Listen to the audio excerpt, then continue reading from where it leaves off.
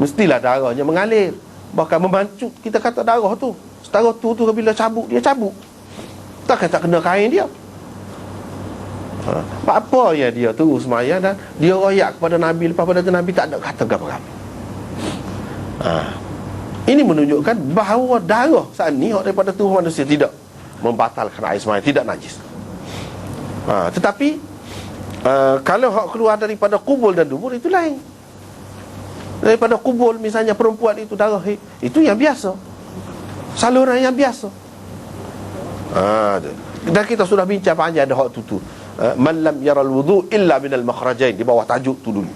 Orang yang berpendapat tidak perlu berwudu, tak batal air semayang, melainkan kerana keluar daripada salah satu dua jalan. Hak tu, hak lain tak batal. Orang yang berpendapat gitu tu, siapa dia? Dia sendirilah. Dan orang yang sependapat dengan dia lah, Imam Bukhari tu. Maknanya kalau Imam Syafi'i sikit pun tak boleh. Sikit pun tak boleh. Cuma dalam fiqh Syafi'iyah dia adalah perbezaannya. Ada yang kata kalau sikit dimaafkan, sikit tu setara mana pula, macam-macam lah pendapat. Begitu juga dalam mazhab Hanafi pun najis, darah najis. Sikit dimaafkan, sikit tu macam mana masing-masing lah.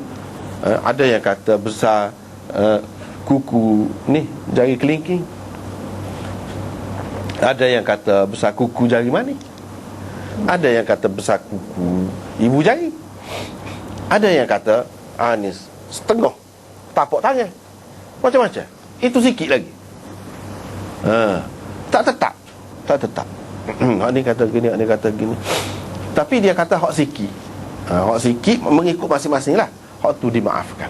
Tapi kalau banyak, tak boleh, tidak dimaafkan. Itu pendapat hak kebanyakan, hak ramai-ramai.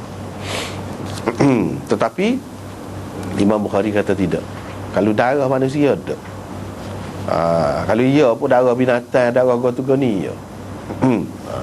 Hak lain tak. Hak tu hak nak sini je.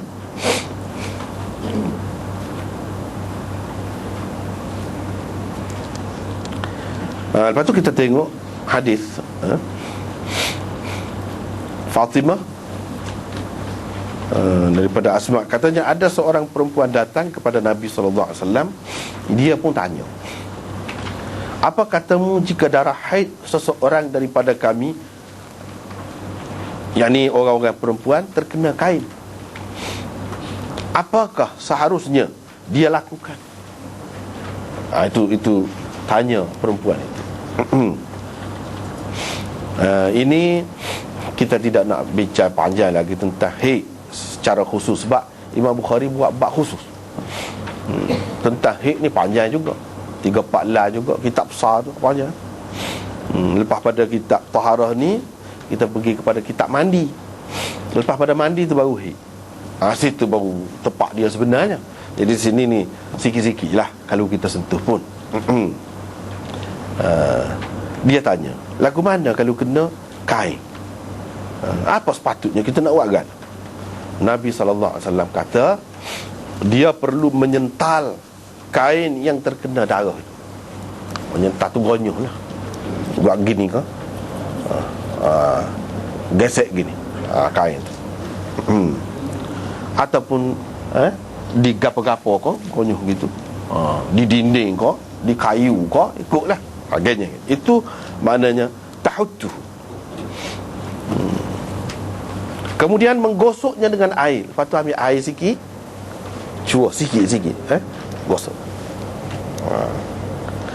Lepas pada tu siram ataupun basuh, cuah air banyak. Kalau kita perhati sini, Imam Bukhari nak, itu cara dia. Dia rayak basuh darah. Darah ke apa? Tengok hadis. Tengok hadis bawah dia. Darah ke apa? Darah haid ni. Darah haid ni kita tahu najis. Tahu mana? Tengok. Untuk membersihkannya, bila orang tanya, Nabi rayak 2-3 cara tu kena buat jujur. Tak najis ke lagi benda setara ni. Kalau tak najis, dia pakai lok lah. Ni tak. Dia suruh gonyah dulu, kesek dulu, gosok di gapo-gapo dulu. Lepas tu ambil air sikit, gonyah pula. Lepas tu baru cuah air pula. Ini semua menunjukkan bahawa darah haid itu najis. Tu Imam Bukhari faham gitu. Orang-orang lain pun, ulama-ulama besar pun faham lagu tu, hadis ni. Sebab dia suruh gitu mau nak. Lepas tu kalau dia nak guna kain tu pun boleh. Barulah boleh bersembahyang menggunakannya. Lepas pada buat semua tadi, barulah boleh. Kalau tidak tak boleh. Guna kain lain tak apalah. Kalau nak guna kain tu juga kena buat seperti ni. Lepas tu baru boleh buat sembahyang. Makna suci dah. Suci dah lah. Baru boleh buat sembahyang. Kalau kotor mana boleh buat sembahyang. Ini kita faham daripada sini bahawa untuk sembahyang dia kena suci, tubuh dan kain. Bila suci baru boleh. Kalau tidak suci tak boleh. Sembahyang pun tak ada guna. Tak sah lah. Itu panduan daripada hadis ini. Nak buat gana pada orang perempuan mustahak benar lah ni. Hak ni mustahak benar.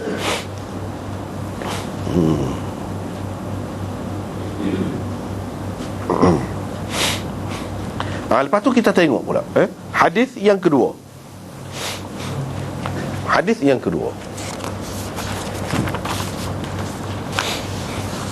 Aisyah menceritakan, dia kata Fatimah binti Abi Hubeish pergi jumpa dengan Rasulullah sallallahu alaihi wasallam. Dia pun tanya, wahai Rasulullah,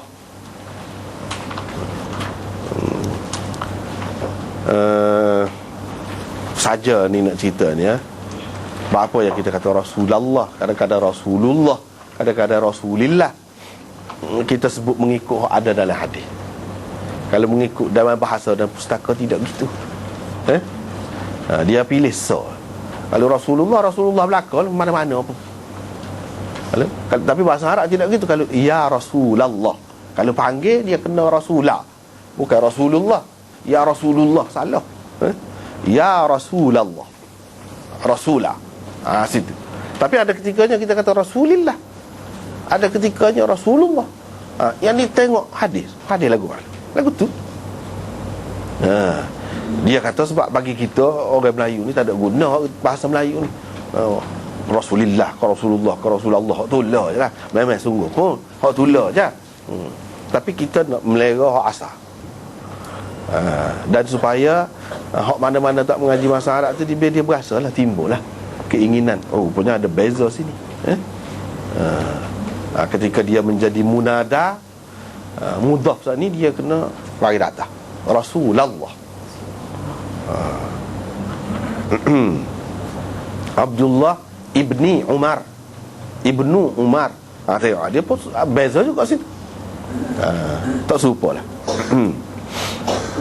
Wahai Rasulullah, dia kata, saya adalah seorang perempuan yang darahnya terus menerus keluar selepas berlalu masa haid.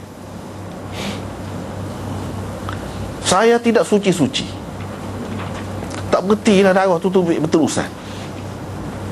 Dalam keadaan ni saya perlu tinggal sembahyang kah? Dia tanya. Rasulullah sallallahu alaihi wasallam menjawab, tidak boleh, tak boleh tinggal sembahyang. Itu hanya satu gangguan pada salah satu urat. Nabi kata itu gangguan, itu penyakit lah. Ia bukanlah haid, bukan haid tu. Oleh itu kata dia, apabila waktu haidmu datang, bila mari waktu haid tu, sampai masa dia skala, kamu tinggalkanlah sembahyang. Tak usah sembahyang berapa hari, misalnya kita 6 hari ke 7 hari ke, mengikut keadaan orang lah. Dan apabila ia pergi, bila habis tempoh tu hak skala, basuhlah darah itu darimu, kemudian bersembahyanglah. Basuh darah tu, lepas tu sembahyang. Boleh sembahyang. Ini hadisnya. Hak yang kedua ni Imam Bukhari buat mari. Hak yang pertama tadi, hadis tadi darah haid. Hak yang kedua ni darah istihadah. Kita nak raya hak dia dulu, buah dia dulu. Buah dia dulu. Cuba tengok sini, kamu basuhlah darah. Lepas pada tu semaya. Mana dia kata ambil air semaya? Mana dengan keluar darah istihadah tu tidak batal air semaya.